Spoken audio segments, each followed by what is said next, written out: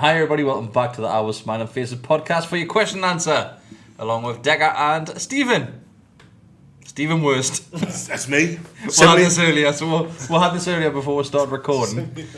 So if you listened to the podcast last week, we had a meal on here, and we went on a bit of a tangent with a meal deal and a meal on wheels and a meal for two and happy a meal and just gone, just on and on and on.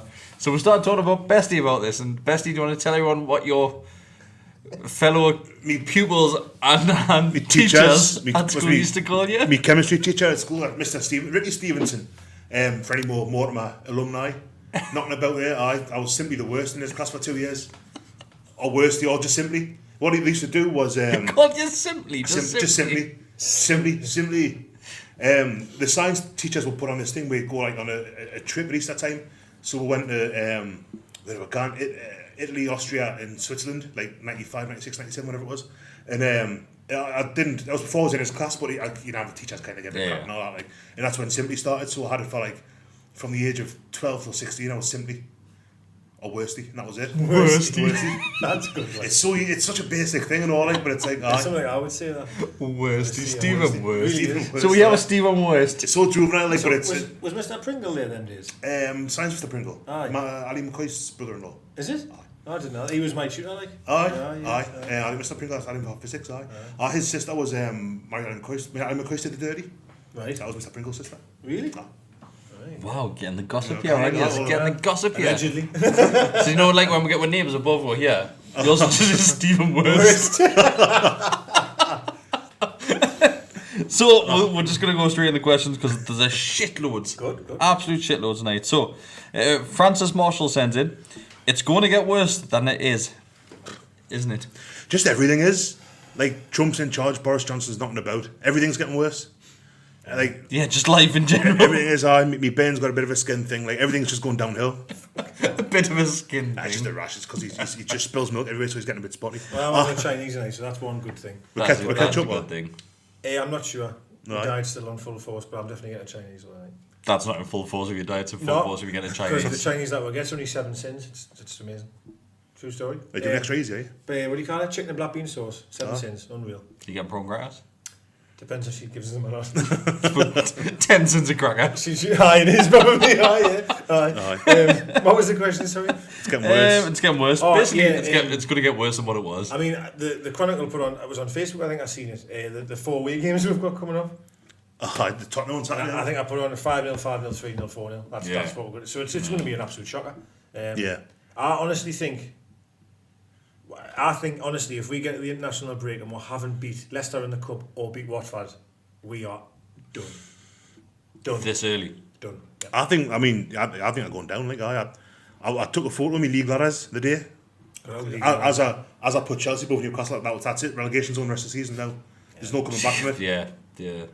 I said that work that day. Like, so when I was watching the Norwich game at work, then obviously we dropped in the bottom 3, and I said we're not getting out of that. Nah, we're not. But we're not getting out of it for a couple of weeks. Anytime soon. Well, yeah. One is because we'll perform well enough to get out of it. Secondly, the fixture list is just no good. We're going to get tanked away from home. It's similar to what it was last season. We had a shocking start last season. We've got a bad one this season. Watford's your only game. I think we'll get a point. But even then, I can see Watford. I mean, it's only 2 games. It's early. I was going to say it's 2 games for Watford. It's 2 games for us as well. But the way Newcastle played, I think I mentioned in the podcast, the second half against Arsenal, that whole game against Norwich. That there's nothing in there to suggest to me that they're going to kind of turn it around. Whereas Watford have got the players, they've got a decent manager. Yeah. Who else is down there at the minute? Villa, you don't know what Villa are going to do. John McGinn had a cracking game on top of the other week. The team that I did think looked absolutely dreadful was Palace yesterday. Like, them look shocking. Like, people are quite down on Palace at the minute. Oh, like God.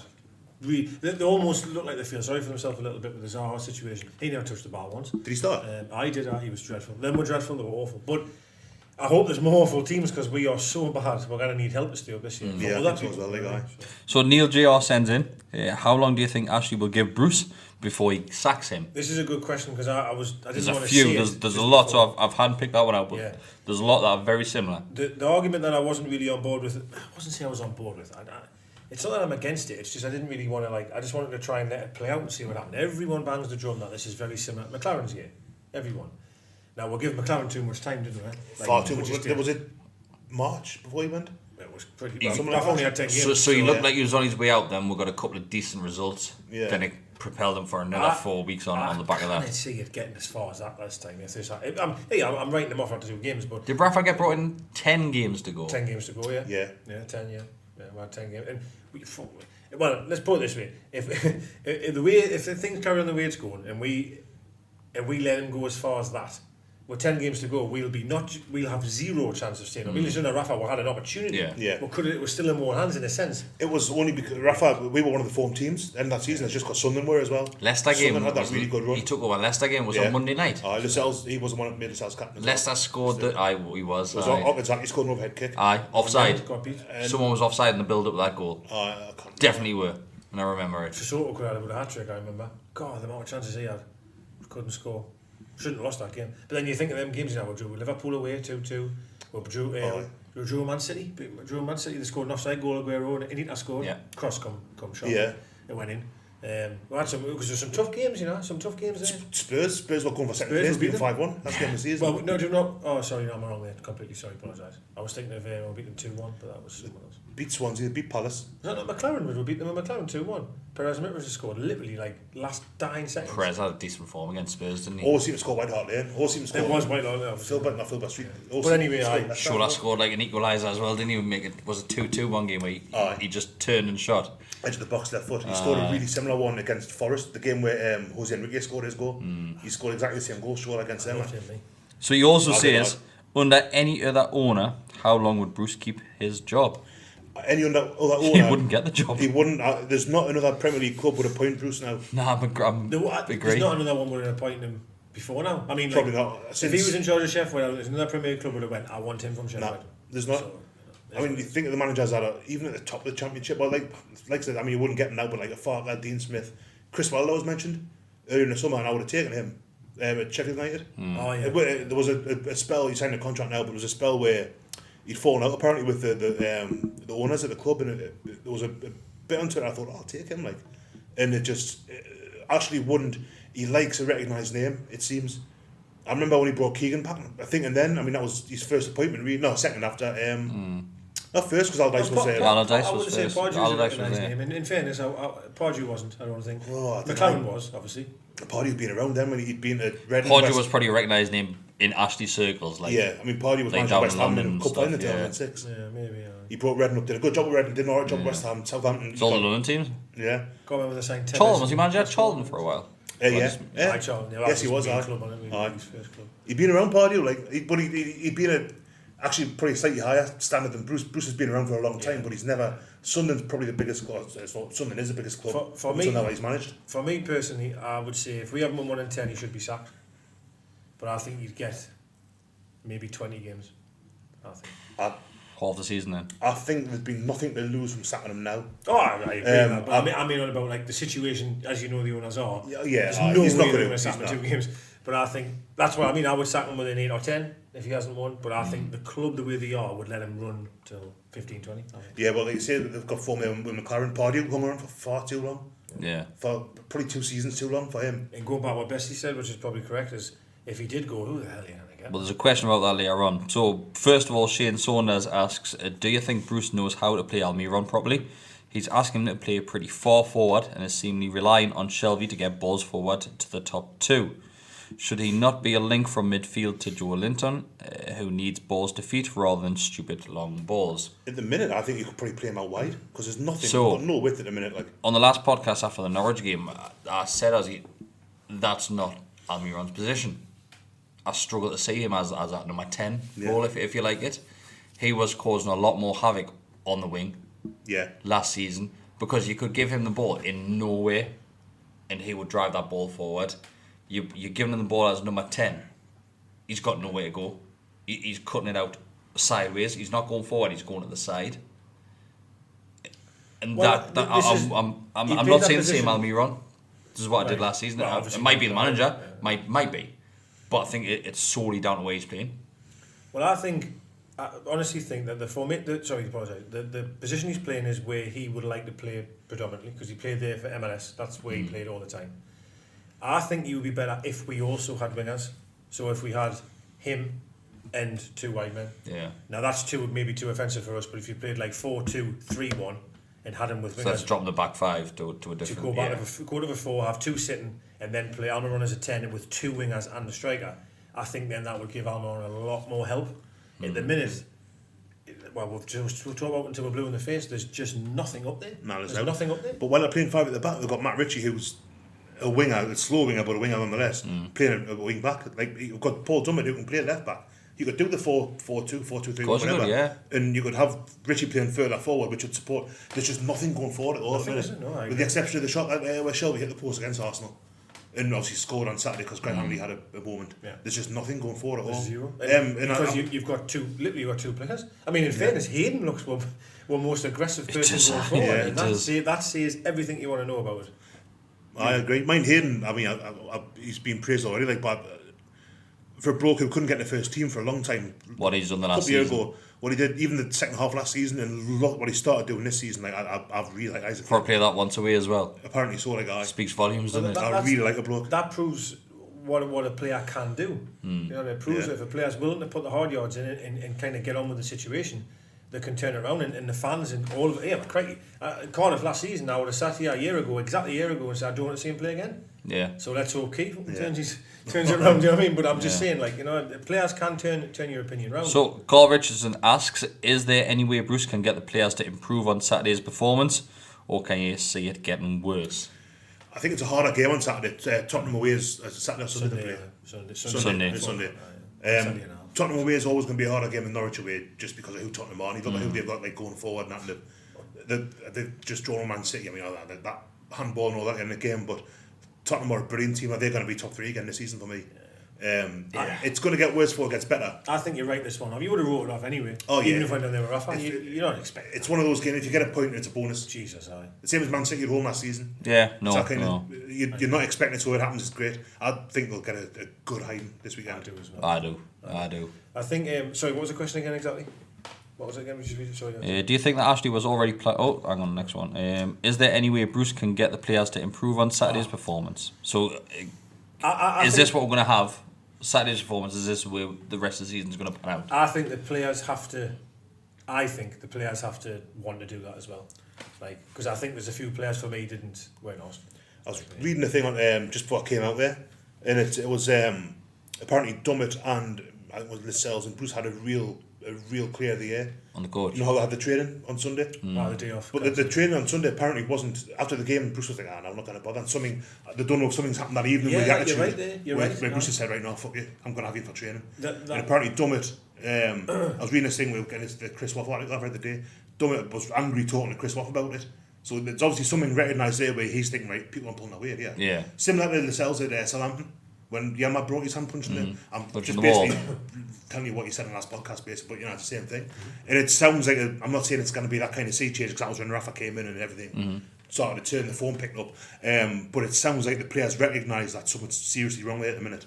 I agree, because I was listening to the Chronicle podcast, and on there, he did an interview straight after the game and says that he was fine with the desire, etc. Training will go ahead on Monday. And then literally 5 minutes later, he cancelled the day off. So something happened in that window. Something happened there. Whether someone's attitude in the dressing room, or he said his press conference went in the dressing room and they're just kicking shit out of each other. Who knows? Hopefully they were. And I would rather have that. Personally, I'd rather Richie Lascelles grab a hold of a few people, Key being one of them, grab a hold of them and say, what the hell were you doing there? Like, it's unfair on the fans that have travelled all the way down there. It's unfair on everybody. It's happened time and time again. I mean, go back to when I got relegated in 2009. That game late in Orient. It was Harper, Smith, Barton, and Nolan, like Nicky Butt. That pre-season game. Aye. Got beat at Bristol Road. 6-1. Something ridiculous. And that was when they got hold of it and said, right, if you don't want to be here, fuck off. And like Martin's left, Owen left, Damien Duff left. A few of them went, didn't they? After the West Brom game. And Habib Bey, did he go as well? Habib Bey, I think he'd already gone. Had he? He was that weird thing that happened at Doncaster when Habib Bey went. It was that Senegalese bloke that spat at that fella, the Bolton player.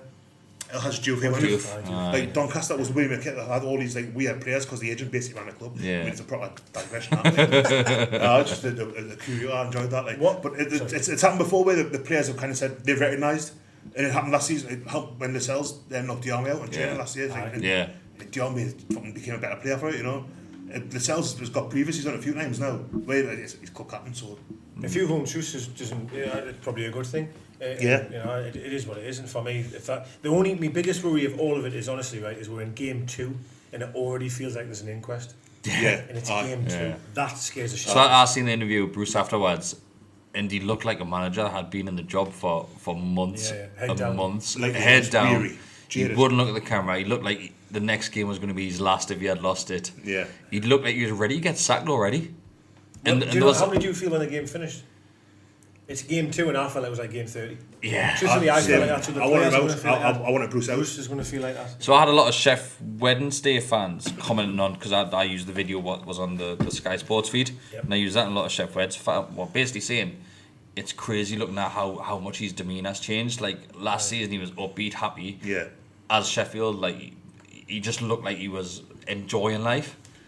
It was a you bit of a flash new forward thing. a few months and look at him now. It was a bit of a new thing for him. I mean, he obviously got to sack at Villa. He had a really hard time personally at Villa. He's lost both his parents within like a few weeks from each other. And Wednesday, given the time off, he went and watched a cricket. I mean, this has all been spoken about countless times over the summer. And I was really happy for him going to Wednesday, because I thought, it's nice he's done that. He behaved wonderfully at Villa. You know, like with regards to what happened, and he was still managing football matches, and he didn't come home for ages. I think after that, whatever happened. And Wednesday felt like it's a new start for him, and it's something where you're getting yourself out of that environment, even if it's not a bad environment. It's what that reminds you of, like, that's what happened when my mum died last year. So like, obviously, I wouldn't have done this. Blah, when you listen blah, to this episode, you think, oh shit, I watched this when my mum was. It's weird when you get out that environment with a different scenario. It can be that, and I was really happy. I want him to do well at Wednesday. It just doesn't feel like he's like a. I don't know. He's got the weight of the world on him already. Yeah, well, he's gotten his dream job on the worst scenario of all time. Yeah, he couldn't have wished for a worse scenario. There's a lot of people saying like, oh, like he's got this job, the Newcastle job. Of course, he's going to take it. But looking from the outside in, like, I'll be in a position to say, do I really want to tarnish everything that I think of the club and take this job for people to despise it? It's weird. It's that, but there's also, if he gets it right, he's got to start new at St James's Park. But it's a lot. He's got it. If he gets a lot to get that right. I don't think he's going to get it right. If he gets it right, he's got a legacy. He's got a Steve Bruce stand. Yeah. He's got Bruce's bar where Shearer's used to be. He's got he's got a fucking taxidermist on the corner and all that. Like, he's come for and people might not like it. He's come because he loves the club. Yeah. He's not coming for the money. He's getting paid now.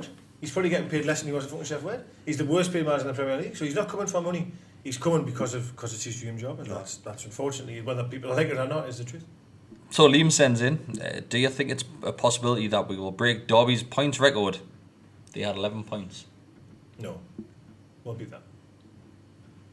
Not with Bruce being here when we sack him.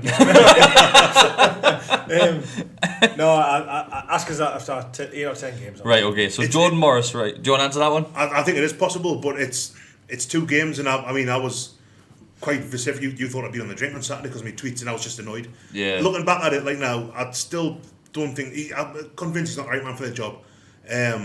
But the players are the same players that finished 13th last season, right? Was it 13th last season? 13th. For the most part now, they're not, because present Rondon have gone, like, so. True, but you'd like to think there'd be more than 11 points. I mean, that Derby team was particularly fucking poor.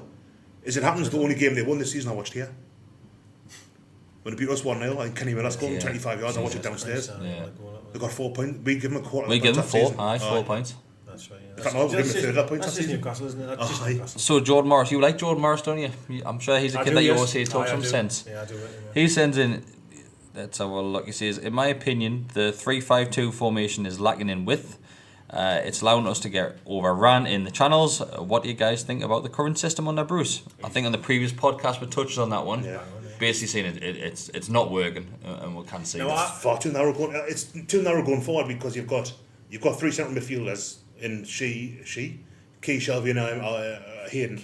You've got Almiron playing off Joe Linton. There's just no width going forward. You're relying on Kraft and Richie getting up and down the whole game, and it's fucking hard to do that. A couple of things that are wrong that I didn't expect it to be. Right, fair enough going forward. Yes, I agree. Maybe we'd have no width and we might struggle. Blah blah blah. Having that many people in midfield, we can't get a grasp of any midfield. We're getting overrun in midfield. It feels like 100 in there. Like, honestly, we're so narrow. I would expect it to be almost unbeatable through the middle. and teams are just running through like we're not even on the pitch. Yeah. That scares the life out of us. How can that be? They're second and third goals at the weekend. We're both, straight to the middle. Yeah. And you've got 6 players there, technically. Do you know what it is? Like, I'm thinking way back, would it really cost for that much to keep the army? To give it an extension? I don't necessarily think it's him. I think you needed a player to come in that could do a similar job. But I don't think we'll have that. He's right winger at the minute. But that's not Hayden's fault. It's Bruce's fault because that's where he's playing him. Right, couple of things. Right, my mate at work, Ashfaq, has this opinion. Right, that is Bruce. I've got 2 things to say. First of all, do you think Bruce is not playing the Rafa formation because it was Rafa's? Possibly.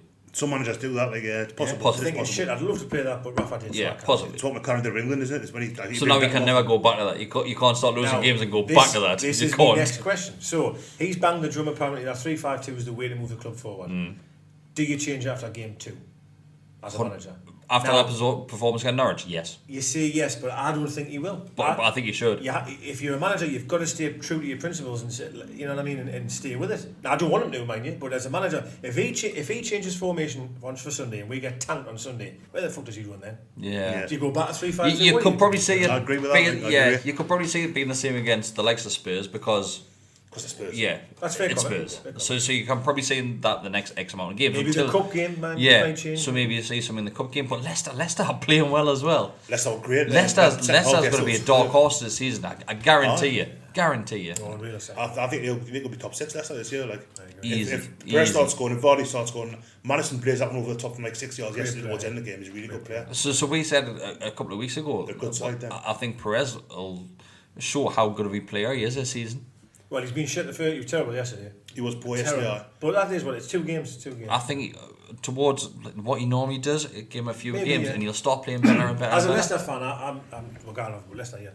If I was a Leicester fan, I personally, how would that Gray, Damian Gray, whatever he's called, can I get ahead of Perez? Like, I think that Gray. Even Brighton came off the bench from yesterday. He's about 40 out now, right? But Perez lost the ball time and time. It was one way. Doesn't he? About 66 to Vardy. I played about a yard behind him. God. It wasn't a poor. Terrible. What do you do with Jamie Vardy? You play ahead of him. In front of him. It was awful, that. But anyway, I'm not here to slag Perez. I like Perez. But the question is correct. The formation is not going to work. Hayden's not a right winger. We haven't got any centre midfielders that can tackle. We've got no width. Almiron's not a number 10 on his own in attack. He's not a number 10. We're isolating Joe Linton. There you go, I've answered all the questions. I agree with you. I think you're right. I think if Bruce after 2 games changed it, the players are going to think, well, he doesn't know what he's doing here. He's just fucking, he's winging it. That's the honestly how I feel about it.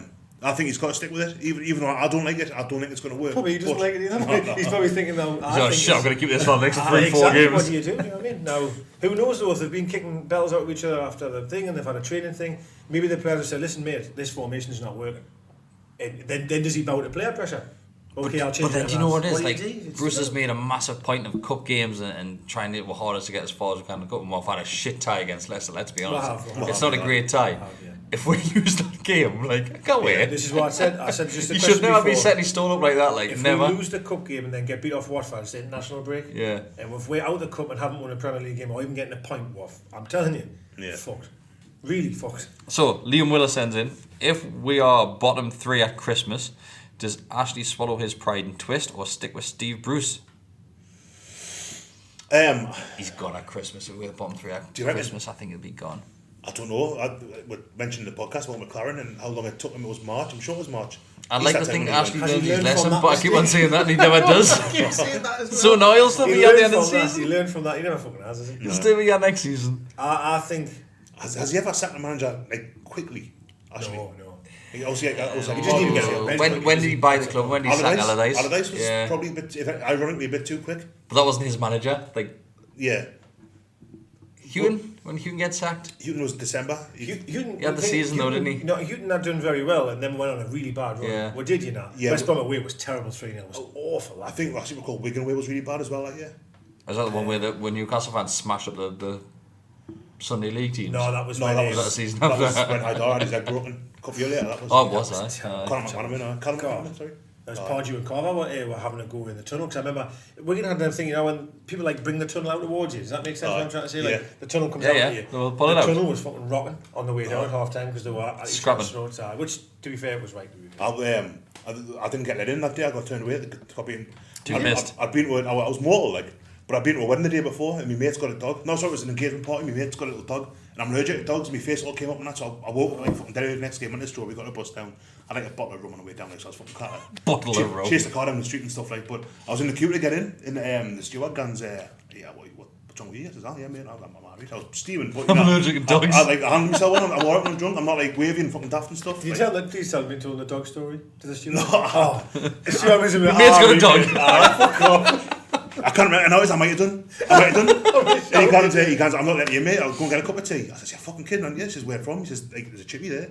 And there was a chippy about it was like an industrial, you know, where the Grange is at fucking Bede. Yeah. It's like one of them just for a chip shop. So the true story was you seen the chip shop and thought, I want a chip shop. But I wouldn't care. I went back, I got my cup of tea, went back, can I come in now, mate? He said, I can get it on you fucking bastard. So I missed the Hydora thing because I was... Oh, it was a shock. I think we're 1-0 down by the time I got in. Yeah, Santon scored and we got beat like... we got beat 2-1, yeah, they scored really late on. But that was that day with what a terrible challenge it was, awful. Didn't get booked for it either? Nothing? No, nothing at all. No, it was Chris Cope. Nothing afterwards either. No afterwards. Who was manager at the time? Wigan, was it? No, I can't remember. It was a... Who? No, not the other one. Martinez. Because he said he's not a kind of... It was completely out of character. Yeah. He's been doing it. He's still doing it. He's doing it in the womb. Did he end up at Sunderland? Aye. Yeah, he was... Didn't he for it? I think in the championship season. Aye, we should try and keep them up. If you watch Netflix anyway, they're saying a So Chris Hall asks, I personally think everyone is overreacting a bit to the start that we have had. Do you think once we get our first win we can turn things around? Confidence is a big thing, and I feel having it'll be St. Maximum and Carroll available will be a big plus. It's worrying that we've got 2 new signings and neither of them are available. No. ASM was an awful one. Like that was a blow. That one. Yeah. Already. And you turn to the bench again on Saturday. We had 4 defenders on the bench. And he had Mutu and Longstaff could change the game. It worries us that, you know what I mean. But if you can get, I think the Longstaff sub should have been made at half time, mind. Well, Keith should have been taken off at minutes 5. Yeah, true. And I mean that honestly. I would have said you're off. Like get off. Longstaff. Longstaff's a good player, there's no doubt about it. I still see, as I said before, a lot of pressure on that young lad's shoulders, as there is the striker we've got. Yeah. A lot of pressure, you know what I mean? Because a lot of the fans mind Longstaff's, he's a first teamer now, he's won the first team, so he's only played 10 games. I know, something exactly. Like that. He's a young lad, he's just starting. I hope it has been, I'd be happy to have been one of the ones who've overreacted. If at the end of the season we finished like comfortably mid-table, I'll happy again, like I got that wrong. Like I'm sure I was furious after the Cardiff game. I know I keep going back to that one, but that was 2 games in. And I remember being livid after that Cardiff game. I'll be honest, I was furious. I thought, fuck no, we're definitely going to go down. But again, I keep coming back to the other argument of, but we had Rafa in, he could drill the team and etc. I think it's the sheer lack of disorganisation, if that's even a word. Like, we just don't even look organised, and that's what worries us more than anything. So Ian sends in, if Bruce went, who might be next? I think I know. Our opinion or the club's opinion? No, so the club's opinion. I think, so what you would expect the club. So who you would expect the club to appoint? Mourinho. No. I think I've got this in the bag. Well, Allardyce wouldn't take it anyway. I'm still thinking. I'll probably take Allardyce now, to be honest with you. It's that bad. Yeah. Pulis is free. Fucking hell. Jesus. Do you want to know mine? I'm dying. Harry Redknapp. Nah. He's packed in now. He's finished with managing, he says. Harry Redknapp loves the money. He'd be on a chop out from Bournemouth for trade. He'd be Cranshaw still play. A bit of cash. Yakubu. Bit of cash. We're bottom 3 come Christmas. Hoist some money at him. Redknapp? Bet he takes it. He's the kind of bloke I could see working for Ashley, like. 100% take that. Even for 6 months, he'll take it. He did it at that is not moving. He's got nothing to lose by him taking that job. It's exactly what Redknapp did with, I think, Birmingham a few years ago. Kept him up. That's something the club would do.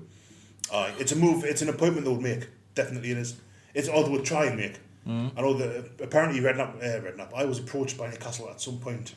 When was it? Before Benitez, just before Benitez. Was that what it was? Was it McLaren? Might have been before McLaren.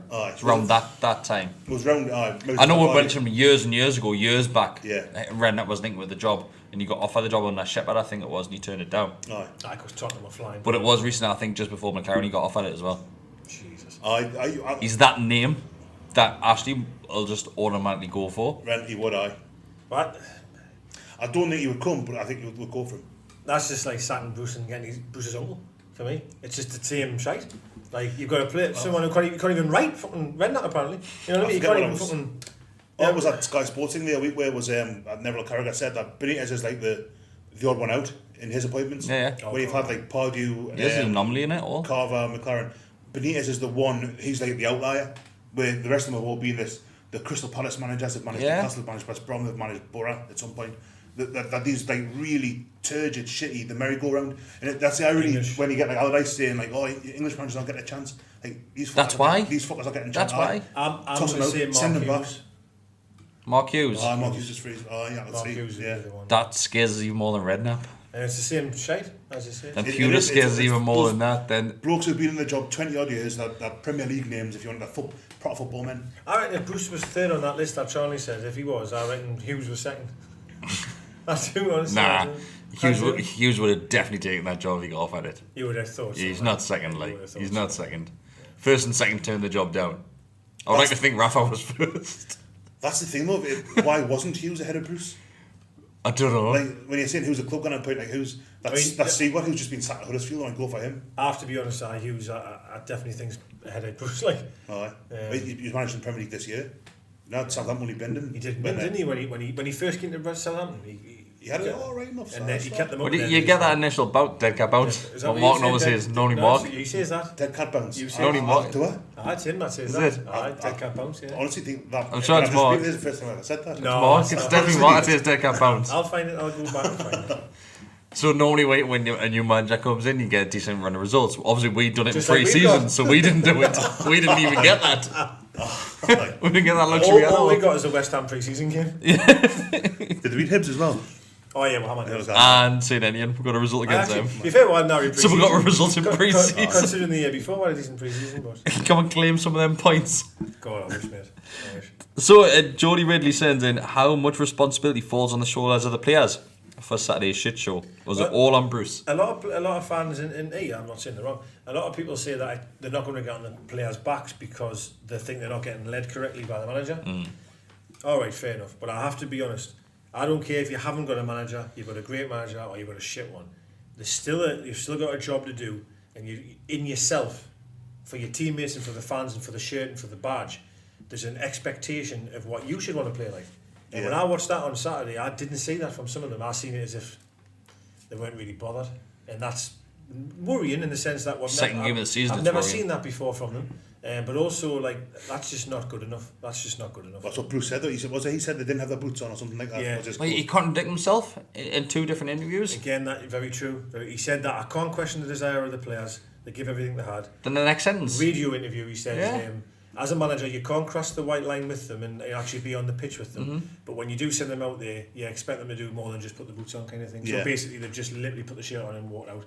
That's bullshit. And we've seen this at our club far too many times from some of our players, the Jan Mats of the world and all the rest of it. Yeah. And it worries us that it's game 2 and we're seeing players react that way now. Yeah, like we say, like, they had the inquiry after two games in the season, and Dummeritz and Lascelles had to pull one side, and you have the players have got to take some responsibility. Was it Dummeritz and Lascelles kicking off with each other, or those kicking off with others? They were, as inverted commas, senior pros. I mean, Dummerit's fucking 15. Like a tag team. Yeah, Dummett and someone else, I forget, Richie, I think it was.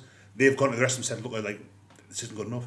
Like, you're not trying. And you can, I think I say a similar thing with Lascelles and Jarmy last year, or whenever it was, a couple of years ago. Like, it's what a captain should. It's a shame that your captain has to do it, but the captain's on it should be doing it, and it's just a shame it's happened after 180 minutes of football. You're right, no, he's right. Yeah, it is. 3 hours and we've actually got a couple from Geordie Ridley, because I got these questions and they were good questions. So he says, as a current formation obviously isn't working, what formation would you play, and who would be in your team?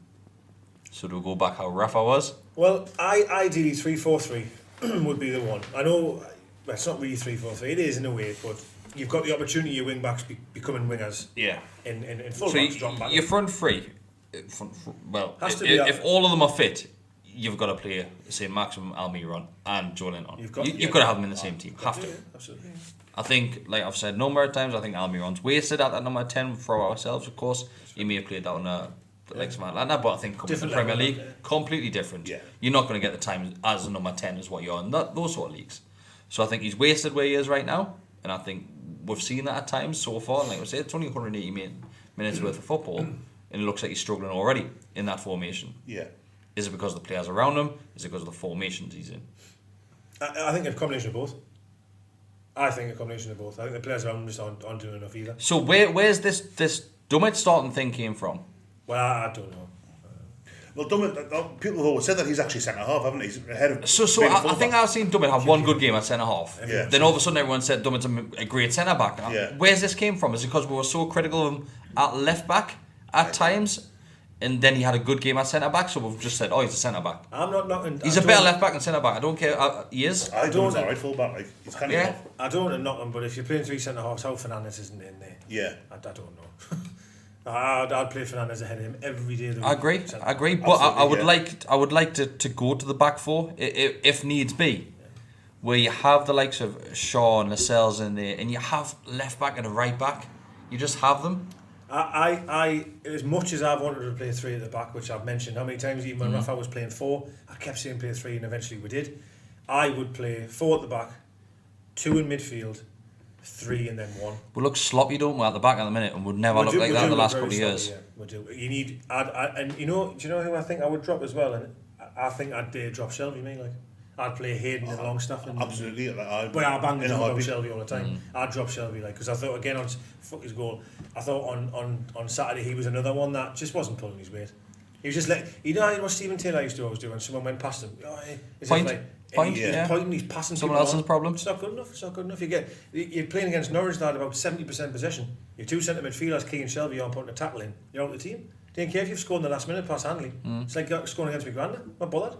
You know what I mean? Like it's get them out of the team, and I'd put Hayden and Longstaff in the middle, and have Almiron's probably still back. This is a tough one if you did that, because what would you play? I mean, would you same one side, Almiron the other? Who would then be in number 10? Who would it be? I'd probably still play Almiron there. Does that mean? I mean, it depends if you've got Tim Max. If Atsu's fit, you play him with Almiron behind him or behind Joe Linton, or that's difficult personnel wise, but who fits? I mean, that's the thing when you're saying that no one's mentioned Lejeune and he's injured. Yeah. But he's in my mind the first choice. The first name on the team sheet, full stop. Lejeune. I agree. But he's fit. I think he's a wonderful defender. See, when Lejeune's fit, I think going back to the three is great, because you've got Lejeune one side, Shaw, Shea, and then Lascelles. I get that. And Shea and Lejeune are fantastic with the ball. We've seen it. They they don't mind. They do what Colchini used to do, where Colchini used to just go on his runs. Yeah. Both of them are capable of doing it. Shea needs to rein in a bit now. He needs to rein in a bit. He's been dreadful, I think, for 2 games. I mean, dreadful. But for me, he's got so much credit in the back. Yeah. Then we'll put it with him. Do you know what I mean, for now? So, speaking about defenders, Jody Ridley's last question, he says, are players like Shea, Lascelles actually pretty shit?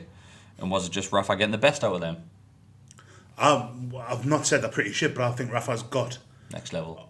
Yeah, he got them playing far above what that kind of that level is. I was talking to Lascelles going to Spurs, I think, a year ago, and he would have been. There's no way he would play ahead of like Oliver Vertonghen or. Oh, yeah, no. He's not on the same. He's barely playing the same sport. He's good at Newcastle. He's limited. What we just said there. Play three centre halves. Lejeune one side, Shea the other side. Lascelles in the middle, because Lascelles, all he's got to do is get in the way. He's the stopper. All he's got to do is stop them getting through. He hasn't. He can lay it off either way and give it to the keeper and give it to the full back. He hasn't got to try and play football.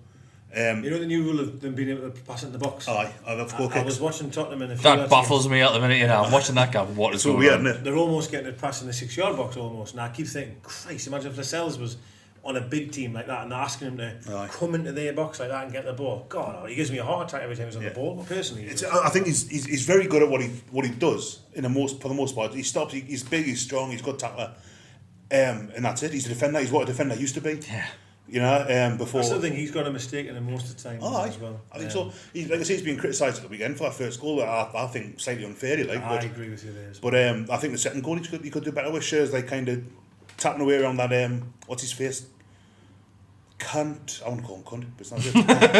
Cantrell or something. Blue Cantrell. I was calling most of our players that he give Blue Cantrell a bit too much room to breathe, like. But no, Lascelles has kind of just stood waiting for it, and then it's a bit of a half-assed attempt to block. I like him, but I think Rafa got far more out of him. Dummett, Yedlin. I think Yedlin's he's just quick. He's quick and surprisingly decent in the air. I think Rafa got the most out of an awful lot of that squad, which is why I think, one of the reasons I think if you sack Bruce, it doesn't matter who you bring in, because they might be better than Bruce, but they're not going to be better to the extent that they're going to get what Rafa got out of them. And I'd stop going on about Rafa and all that. Like, I agree, but it's, like I said earlier, it's a comparison you've got to make because it's his team. Apart from the lads who are injured or we've got the new lads. Hip replacements in there. So John Ruddy, I don't think it's the John Ruddy that The Norwich goalkeeper. Yeah, that's what I was saying. I don't think it's that John Ruddy. He sends in, do you think there's been too much pressure put on Longstaff? Yep. Add that into the transfer speculation and not be able to learn from Rafa. He does look like a really good player, but I think most people forget that he's only played a dozen games. He could be, Longstaff could be really shit. He could be fucking awful. See, I said this like pre-season when he got linked with Man U, I thought maybe he isn't as good as what we think, and maybe he's thinking, I'll get this move to Man United because I'm never going to get this chance again. But then on the other hand, he could be brilliant. Maybe he is brilliant. I think he's a great player. He looks. There's no reason. There's no reason so far. I think he's going to be shit. Yeah. I mean, a comparison's been made with Michael Carrick. I mean, maybe people are going to be excited. No, I think Carrick's like, you can see the resemblance. I'm not saying he is Michael Carrick, but you can see the resemblance of his style of play. And I appreciate Norwich were 3-0 up when he came on, but they were 2-0 up, I think maybe. But anyway, he come on and he'd head and shoulders above what was on that field. That pass to Shelby tells you alone. Yeah. The guy has it. I actually worry about the injury a little bit because that's a bad injury he got. It'll take time to come back from that. Like. I think that's one thing that Bruce has got right was the rest of them. Yeah. For all, I thought it was right. A young lad, but you protect. I think that's what Bruce said. His word was protecting him. Yeah. And I think that's fair enough. I mean, because if that injury happens again. Not just physically, but mentally, what that would do for Longstaff. Was he 19, 20, 21 maybe? He just a bit older. He's 21, isn't he? 21. He's a young lad. I mean, he's still got, in that position, centre of the park, he could have 13, 14 years of career left if he's looked after that properly. He plays at that level. I really hope he is, but it could be. He could be fucking horrible. He could be an awful player. I think at the minute, I honestly think all of them look like they're playing with pressure on them. All of them. Yeah. I think this whole Rafa situation. It looks like we're in a relegation fight already, man. Well, we are, but I agree. I just feel none of them are playing to their capabilities. They all look worried. The poor lad up front looks shit scared of everything. Yeah. He looks half a yard slower, I think, than he actually is. I just think he's shit scared. I've not seen much of him, but obviously pre-season is a different thing altogether. You can't read too much into what's going to happen. I thought he looked okay in pre-season. Joe Linton had a couple of smart finishes. It looked quite big, strong, quick for the bloke the size that he is. People seem to be writing him off, saying he just wasn't. I think that's crazy already. It's mad, and I say that as someone who's completely written Bruce off already. Like I'm a hypocrite, you know what I mean? But no, I think you've got to give him a chance. I made the point earlier about continuity. We haven't had the same striker at the club. First choice, number 9, is inverted commas since I think Cisse had a season and a half. And we've been relegated since then. We've come back up. We've had decent strikers. Give them a bit of time. Get them. Rondon, you mentioned earlier, took half a season. Yeah, easy. A dozen games maybe to get into it. Easy. I think we've also. The other key thing here, I believe as well, is he isn't an out and out target man.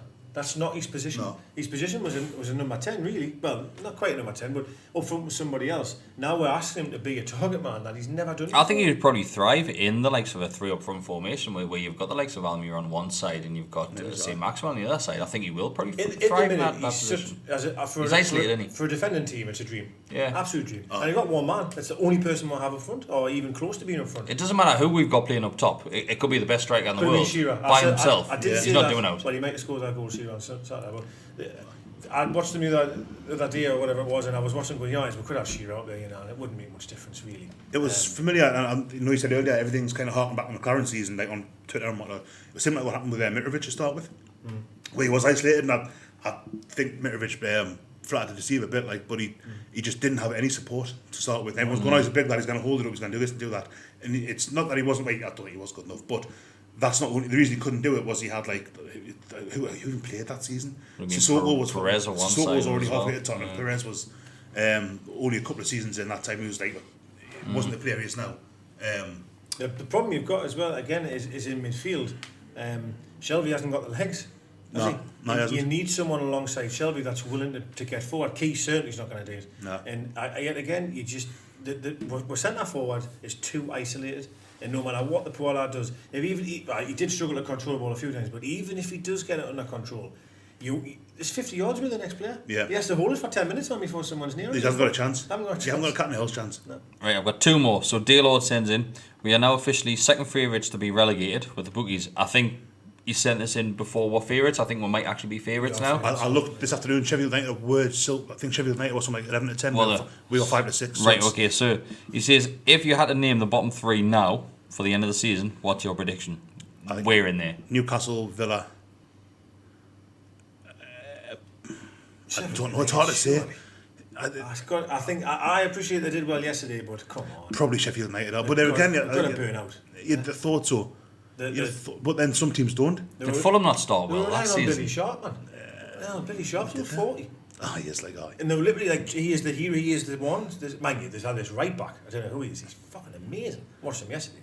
Sorry, I've changed. Oh no, it's alright. Brilliant player for Sheffield. Honestly, amazing. Billy Sharp's he's like Sean Bean though, and he's like Mr. Sheffield and all that. Like, yeah. No, he is. You're right. He's like living a dream. And I don't know enough about Sheffield United to write them off. I'd say definitely. I watched them yesterday, and they're just like that sort of like happy-go-lucky team that are really amazing in the Premier League, and they're kick and rush, and they'll be loud at home, and do you know what I mean? But surely that'll weigh out over 38 games. You would expect it to.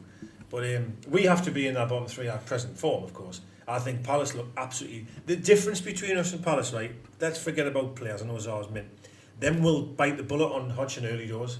If it continues to go the way it's going, they'll sack him, no issues. Yeah. We won't sack Bruce. We'll stay with him, and that's the difference, I think. Because Palace look dreadful, honest to God, dreadful. I wonder if Hodgson could be a shout next manager in that case. That's a shout. Honestly though, that's a shout. I don't mean this awful. I don't mean... Moyes! Does anyone say David Moyes? Aye, Moyes actually, aye, could be. That's Moyes. Another one that you can hide in there. I would rather have Moyes and Bruce any day of the week. What's Phil Brown doing at the minute? Oh my God, don't know. I'd rather have Bruce and Phil Brown, if I'm being honest. Yeah, I would have, I would have definitely. Moyes is going to be the next manager. He looks like a corpse on the sideline, him, Hodgson. Honestly, yesterday I watched him, I don't even know. He must have to get medically examined before a match or something. Like, he looks so old, bless him. He just pumping full of like elixir. But he is kind of old. I know, he easily looks 80 odd. He was standing on the sideline yesterday, and I thought, you should just be in the house watching the telly, man. Get your slippers on, mate. Get your slippers on. Look, bless him. So, last question, Dobby Solano. I love that photo, you man. Dobby Solano, you ever seen that one? Absolutely amazing. Oh, it is. Amazing. It might be the greatest photo I've ever seen ever. So he sends in, do you think our lack of attacking options due to the injury or anything to do with the 2 losses so far? Sorry, what do you mean? So do you think our lack of attacking options due to injury, so the likes of, say, Maximum and Jordan and Carroll as well, really, or anything to do with the 2 losses so far? So what do you think he might? Do you think he's thinking like the negativity and like psychologically, possibly like I've banged this drum a lot of years, is that when you see a team doing well, everyone's fit. Once the chips are down a bit, I've got a tight hamstring, my foot's hurt, I've got a bad head, here's Mike Malone scenario. Mike Williamson getting sent off at Leicester. It was a cheap move, wasn't it? It was just cheap. It was just you're almost cheating yourself and the team. And Joe Linton, I reckon's out for 2 weeks. If he had scored 2 on Saturday, I didn't reckon he would have been hurt for 2 weeks. That's just my opinion. I think that's a good point. If he comes out against Arsenal, getting a good result, and he scored one, or they've like really put that, you think I'm enjoying this. Like, I think you're right. So Maximum, you don't know. I mean, we don't know. He might actually be injured. Let's be honest. He might actually be injured. I definitely think Shane did have a pull because he, in fairness, he hasn't even had played. a decent. He hasn't played to be upset yet. He came on as a sub. And he had a decent performance when he came on as a sub. So he's got nothing to lose. Again, really. though, about how the club. I'm really changing it. Sorry. How the club is run, though, right? That Bruce has said from day one, I want to play 3-5-2. So no wingers. Yeah. So we'll buy a winger for 20 million. It just shows us in how the club work, and like they just. Something I've heard. Peg round hole, isn't it? Everything's square peg round hole. Something I've heard said loads about. I think it was about Norwich and Sheffield United and maybe even Villa, was that they've got a strategy when they buy players. Mm-hmm. Man City, another one. They buy players that fit the system. Liverpool, all it really now, all a bit. Man City, you've struck Man City. Man United haven't done it, and that's where they've dropped back. They've bought Pogba because he's Paul Pogba. Yes. Alex, what's it called, Sanchez, because he's Sanchez. Yep. That's the only reason they bought him, is because we want this player. And Newcastle kind of feels as though they haven't got a strategy. Like, I don't imagine that like Lee Charney's looking and go, well, we're a bit deficient. We need this and this. It's just like, we'll buy him. Who's available? They're selling people on. They're buying people with a high sell-on possibility. Yeah. Now, what I will have to say on the flip side of that is most clubs, unfortunately, outside the top 6 are always doing that. Yeah. Because if you look at Van Dijk for Southampton, You buy someone, they get them in, they're gone. So no matter what you do, even if that isn't even your real motto, we're going to buy him and keep him forever. You can't really say that, can you? No team can. But I have no issues with having a board of people that are in charge of looking at players, because I don't think your manager should have time to be able to know who's available in Colombia. You shouldn't have time to do that, because they should be working on the next opposition, your own players. But when they have meetings for the window, right, what is it you need? I'm fucking crying out for a left winger. Right, we'll go and look at 4 or 5 left wingers for you, and we'll come back to you and tell you what looks decent and what looks shit. We've got this X amount of players been watching for the X amount amount of months. Which one you want? Do you know anything? Blah, blah, blah, blah. But or you would expect your manager to have his own scouting network as well. Well, probably. So a couple of lads that he trusts to go and do that exact job as well. Yeah. And you like Klopp did with Van Dijk. What do you need? We're dying for a centre half. Right? Yeah. Well, how about this guy? Yes, I'll have him. That's fantastic. What we're doing though is we're not even speaking to the manager. For prime example, we've went and bought a fucking right winger. He doesn't want to play with wingers. He doesn't want to play wingers, and we've bought one. Why would you do that? Why would you do that? Sorry, I'm That's it's a point. It's a point to make. That's valid. And you look at the situation. Sorry to mention his name again, Rafa. Charnley admitted in the programme that we already had Joe Linton signed in January. He had agreed a contract and we've agreed a fee with the player, right? But if that's the case, why has it took so long to bring him into the club? Because Rafa didn't want him. So, but Rafa was gone. But at the time he was manager until May, because he was. They didn't sack him. But Rafa had the final say on who came in the club. Now the problem is stop it at the source. Them have went and pretty much bought a player without even speaking to Rafa. Yeah. They've already agreed wages for someone who Rafa doesn't even know the club are after or want. That's where again over his head. I mean that's been going on since Nacho Gonzalez and Cisco. That was exactly what I think Sasha's came in. It has been, and they've done it again.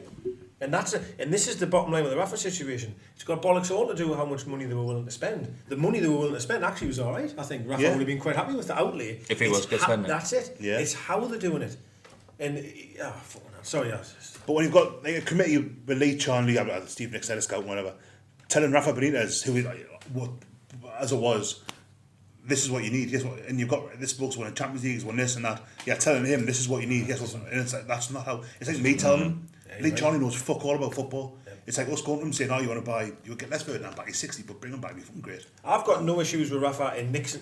They reckon Steve Nixon's a fantastic knowledge guy. Yeah, they reckon he's brilliant. That's fantastic. I'm glad we've got him. But let's utilise him in the right way. Yeah. Do you know what I mean? Ask Rafa who is it you want, or what positions do you need? Not just go and buy 3 random players and go, there you go, do your best for them, fit them in. So it's basically a case of like your manager going up to the likes of Nixon and going, I'm desperate in this area, right back. Say I'm desperate right back. Find us someone before the transfer window opens. So they go away, find a handful of players, 4 or 5 players. There's your options. This one's going to cost this, this, and this, and this. This is what option. This is how much of a chance we've got to bring them into the club. Let them do their job. At the end of the day, Raf go, right, I want him. And then Charnley's job is to come to financially negotiate with That's what worries us. So what really possibly Charnley, there's no way Charnley is heading towards Belgium not to watch games and shit. But he is the guy who they meet and they discuss the wages. That's what worries me the most. And that would worry me as well. That would definitely worry me as well. Now, we'll have signed Joe Linton, we'll have signed St. Maxim. So, all the players we've currently got at the club now have been brought in probably under him, I would imagine, right? Because I haven't kept anyone that long. Under Charnley, Lascelles maybe? Oh, perhaps, sorry, yeah. Lascelles and Dolo, perhaps, because they've been a double one on it. Oh, Shelby, definitely, because Shelby bought them and loaned them back, didn't we? Aye, that's right. But you look like see Dubravkas and things like that. I always remember Rafa praised Charnley for putting in, he managed to squeeze in the buy after the loan business. So, whatever. But the bottom line is that they're just going above the manager's head and buying players with potential selling value. And you're just basically throwing the manager and saying, fit them in somewhere, try your best. It's a bullshit. You're never ever going to achieve anything like that. So sorry, but that was done. Nothing with the questions were. I just say anyway. We're done. I think so. Yeah. Well, we are, everything's done. Right, thanks for watching. Thanks for listening to audio if you are listening to audio. And thanks to Guillermo Clothing. Thanks to GEORDIE Gifts, sponsoring the podcast. You do get discounts if you use their codes at the checkout. You see the card? I love the card. There was a birthday card or something it was mint. Really funny. That's all because it was all like GEORDIE and shit. It was class. I thought it was really good. It was all GEORDIE and shit. GEORDIE Gifts. Really good. It was mint. Thanks, see you later. It was all GEORDIE and shit. It was.